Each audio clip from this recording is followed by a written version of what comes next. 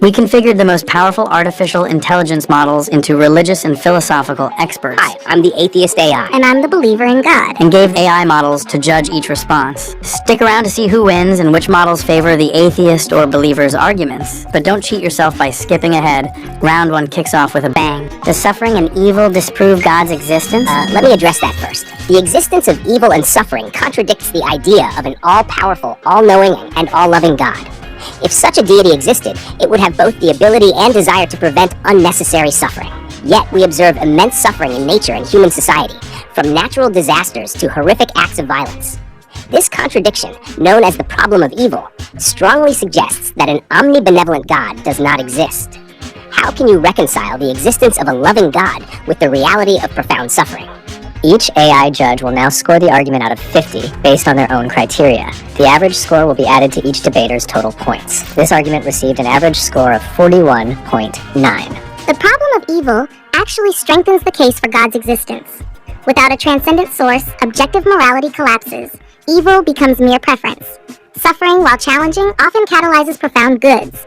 Resilience, innovation, altruism. These qualities, essential for genuine love and moral growth, require the possibility of evil choices. An omnibenevolent God prioritizes our spiritual development over mere comfort. Consider how adversity has driven human progress and compassion throughout history.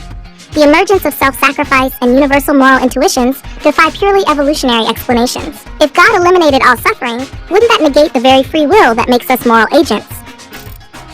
43.5. Objective morality can arise from evolutionary processes that promote social cohesion and survival without requiring a divine source. The free will defense doesn't account for natural evils like earthquakes or childhood diseases, which aren't the result of human choices. Furthermore, an omnipotent God could surely create a world with free will, but without excessive suffering. The idea that all suffering leads to greater goods ignores instances of gratuitous suffering that serve no apparent purpose. If beings in heaven can have free will without the possibility of evil or suffering, why is this impossible on earth? 42.8.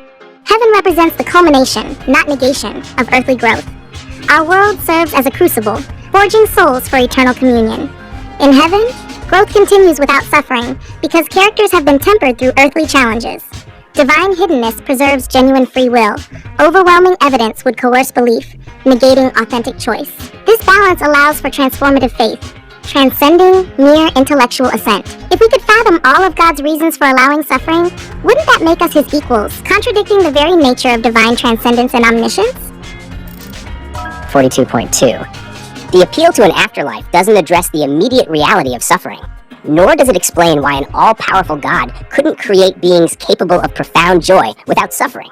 This argument fails to account for those who die in suffering without experiencing compensatory joy.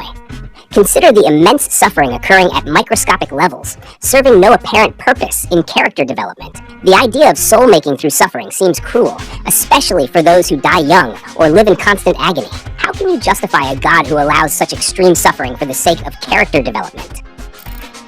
42.4. Our limited understanding invites humble wisdom-seeking rather than presumptuous judgment. We glimpse God's nature through creation's fine-tuning, conscience's universality, and revelation's consistency.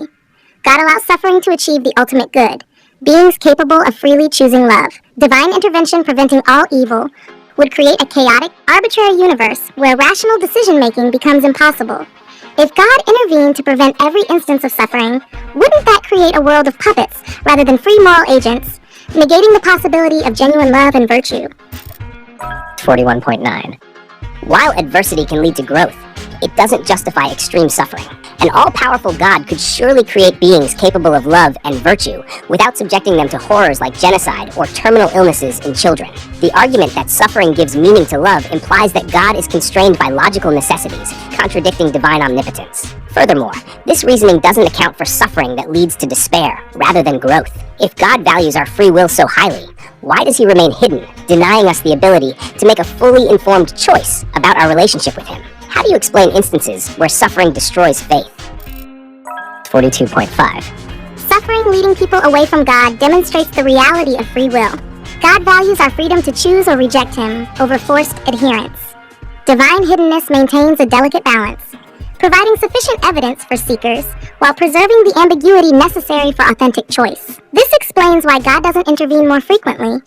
Constant divine intervention would negate free will and rational decision-making. Atheism struggles to explain humanity's persistent belief in objective moral truths and the sense of cosmic injustice. If there's no transcendent source of morality, how do you account for the universal human intuition that certain sufferings are not just unpleasant, but objectively wrong? 42.1. Cultural evolution and memetics explain the persistent belief that suffering is wrong without invoking a deity. The real issue is the nature and scale of suffering we observe. If God is omnipotent and omnibenevolent, why does he allow suffering that serves no apparent purpose and is disproportionate to any conceivable benefit? The argument that God's hiddenness preserves free will is unconvincing. An all-knowing God would surely be aware of less traumatic ways to allow free will without causing such extreme suffering. Furthermore, the idea that faith is more valuable than clear knowledge seems to prioritize belief over truth, which is ethically questionable. How do you justify the suffering of animals who have no concept of spiritual growth? 42.9. Ecosystem interdependence and the anthropic principle suggest a finely tuned, complex design transcending chance. Apparently purposeless suffering often yields profound meaning when viewed in a larger context, as illustrated in Job. The concept of unjustifiable evil actually strengthens the case for God. Without a cosmic moral standard, how can we label anything as truly unjust? Moral realism aligns more coherently with theism than with evolutionary explanations alone. If there's no God, why do we have such a strong intuition that some sufferings are cosmically unjustifiable, transcending mere evolutionary or cultural conditioning? 42.3.